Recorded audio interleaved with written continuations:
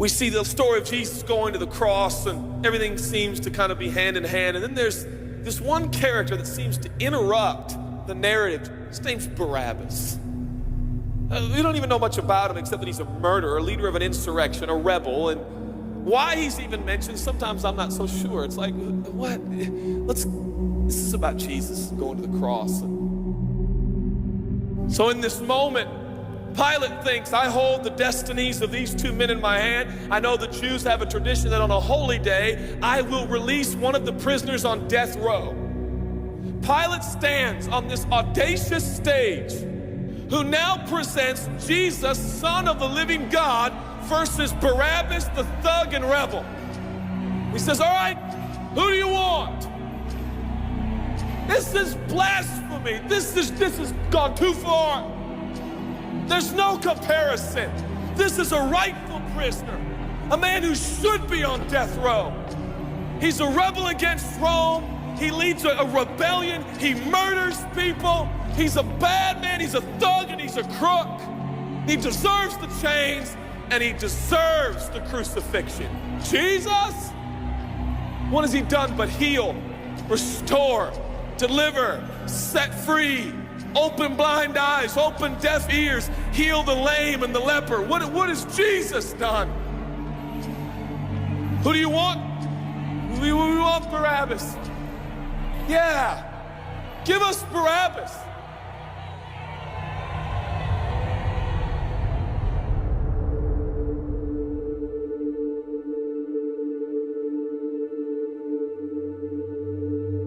People say, give us Barabbas. The Roman soldiers come up and they put the key in and they unlock Barabbas from his chains and shackles. And he walks down the platform, welcomed by all of his thug friends. Yeah, the people love me. Yeah, that's right. I don't even know who this Jesus guy is, but all I know is my people love me.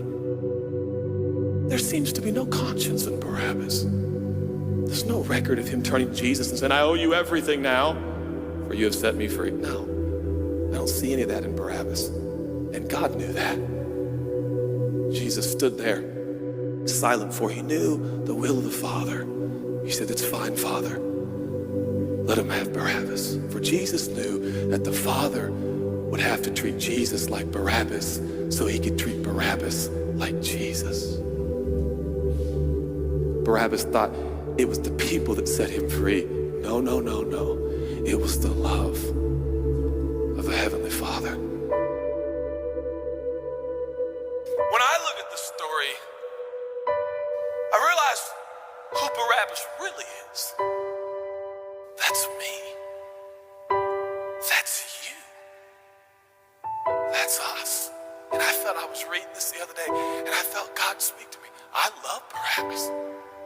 I love him. But God, he's bad, man. I love him. And I wanted him to go free. But didn't you know that he probably would have never acknowledged the free gift? Yeah, but I love Barabbas. For while we were still sinners, Christ died for us.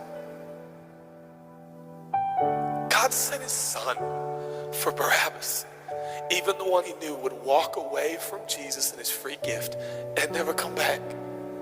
He loves him. And the nerve, the gall, and the audacity of believers to think, I got saved by grace, but now that I'm in this deep, dark place of bondage, I better work hard to get myself out. What? That's the opposite of the gospel. Are you bound? Are you held under the power of this temptation, this sin, the sexual urges? Do you feel like it's controlling you? What are you gonna do? I'm gonna shake myself free. Stop it! No, you won't! You're no match for the powers of hell and the urges of sin and sexual temptation. You will not overcome it, and you will never overcome it. You'll just be another statistic. There's no answer within yourself.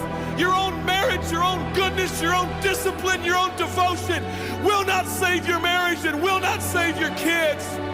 There's only one, and he's the one that took your place. He's the one that stood silently on the platform with Pilate and said, yes, let him have Barabbas. Take me. How many times have I stood on that platform with Pilate and Jesus, and I'm the Barabbas, and they start to take my chains off, and I say, no, I deserve this. I deserve the guilt. I deserve the shame. I deserve the consequence. I deserve it. Jesus seems to look at me and say, no, son, let me have it. Let me have your sin. Let me have your pain.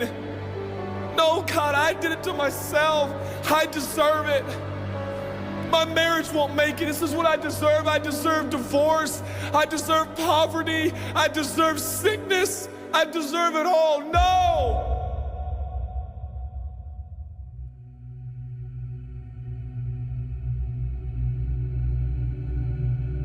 God, I'm so ashamed. Give me your shame. But God, what if I do it again? I'll still be here. Oh, God, I don't want to hurt you. I love you. I don't want to do this anymore. Give me your sins, son.